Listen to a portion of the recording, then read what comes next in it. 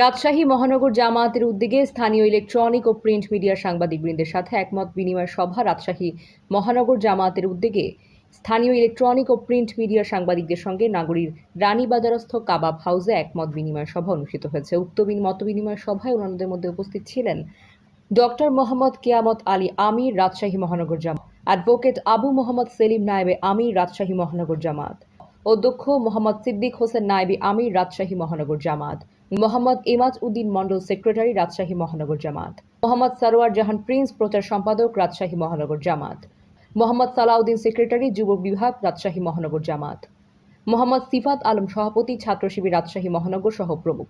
উক্ত মতবিনিময় সভায় নগর জামায়াতের আমির ডক্টর কেরামত আলী উপস্থিত সাংবাদিকদের বিভিন্ন প্রশ্নের উত্তরে বলেন,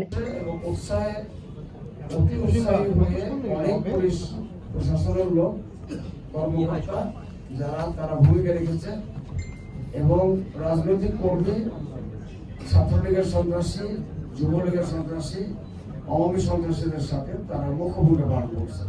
এগুলো আমাদের কাছে চিহ্নিত হচ্ছে, ফুটেজ আছে, সেগুলো দেখে দেখে মামলা যেভাবে করলে এটা কার্যকর হবে, কোনটা একসাথে করে করতে হবে, কোনটা আলাদা করে করতে হবে, সেগুলো আমাদের বিচার বিশ্লেষণ করে আইনজ্ঞ যারা আইনজীবী আছেন, আইনজীবী আছেন, তাদের সাথে আলোচনা করে আমরা।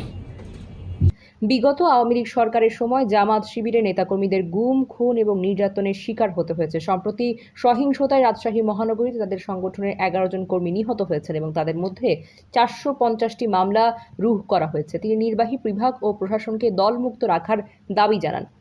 বিগত দিনে সাংবাদিকদের দলীয় কর্মকাণ্ডে সম্পৃক্ত থাকার জন্য জামায়াতের পক্ষ থেকে সাধারণত ক্ষমা ঘোষণা করা হয়। সাংবাদিকদের আগামী দিনে বস্তুনিষ্ঠ সংবাদ পরিবেশনের জন্য আহ্বান জানান তারা এবং কর্মসূচিটি শান্তিপূর্ণভাবে শেষ হয়। Nusrat Jahan, CN Bangla news desk.